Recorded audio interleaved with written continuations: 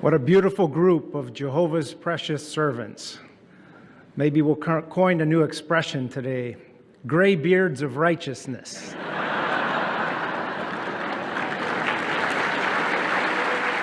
It was 140 years ago, in 1884, when Zion's Watchtower Tract Society was legally incorporated.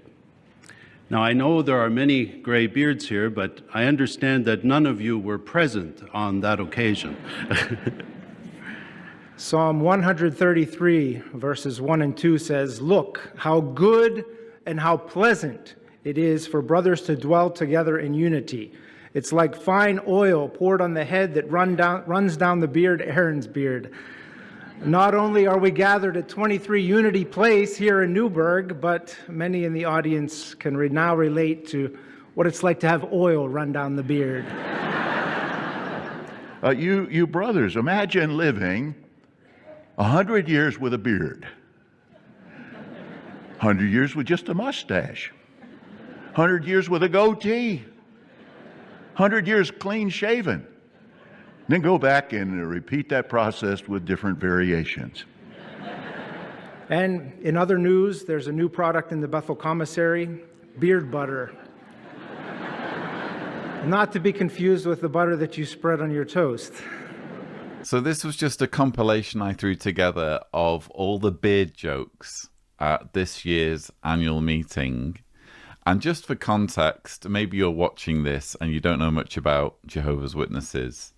It's only as recently as December last year, or December 2023, that Jehovah's Witnesses finally relented on their ridiculous rule that men aren't allowed to grow beards, or men who grow beards are to be limited in how they can be used in the organization, in what roles or privileges they can aspire to. It took all the way up until December of 2023 for them to figure out that this was a completely unbiblical rule that they'd been clinging to for decades.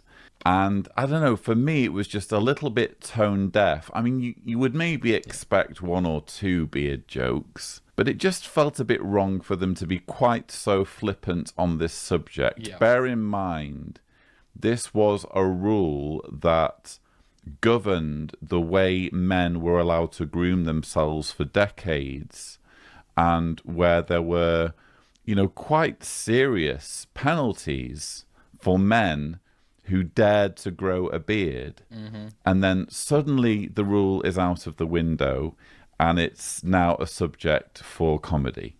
I also want to point out which I thought was interesting because it didn't really feel like it. Yes, he made the reference to the Graybeards comment from before, but it didn't feel like that belonged in that compilation when he mentioned the incorporation. That, I feel like, almost should have stood on its own. And it does. To me, it does. Because he's all giddy about talking about how in 1884 they officially incorporated, aka they became a corporation, a full-fledged organization. It's ridiculous to me that gets glanced over. And obviously, at least in the United States, you can use incorporation not just for corporations, as weird as I know that sounds, but you can use it for incorporating like municipalities. Or I incorporated methods from a Harvard professor into my methodology of study, or whatever, a research paper on the topic. And incorporate just basically means you glean, you take something from something or someone and you incorporate it into your own life or something. It could be a lifestyle choice even. So there is other ways to do it, and I'm sure that at least on the surface, that's why it's not notable to anybody, is because they're thinking incorporated as, and they incorporated as a religion, as a group, an official group, and not as a corporation. But the thing is that you have to understand that the history of the Jehovah's Witnesses is that they were not a religion at all. And they were never supposed to be a religion.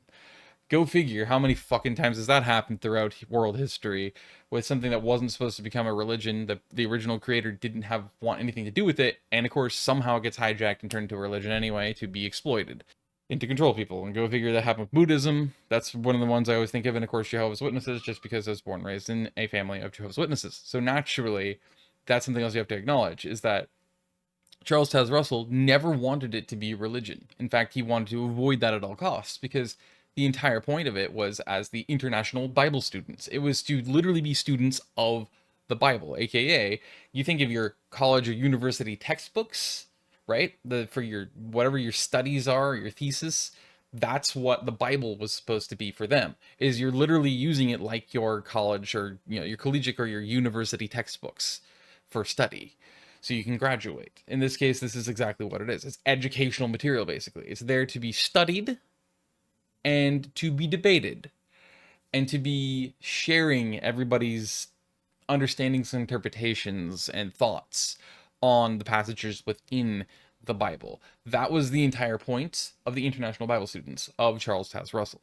It wasn't until after he was on his deathbed and dying that Rutherford came into the picture and decided he was going to hijack it via hijacking Charles's will while he's on his deathbed and he couldn't do anything about it. He hijacked his will so he could hijack the group and the organization so he could turn it into a religion, and it's the religion we now know today. And how does it associate with the beards even? Because they originally talked about the corporation aspect, which he absolutely turned it into a corporation, but how does it tie to the beards as well? How does all this tie together? Well, it's actually quite simple. Rutherford was the one who instituted the rule against beards and facial hair of any kind, but specifically beards. He was anti-beard, and the only reason why, quite literally, is because he despised Russell. Charles was well known, especially in his later years, for having a very well manicured and luxuriously taken care of beard. A very big, beautiful beard. And that was a huge feature of him. He always maintained this like really well-kept beard.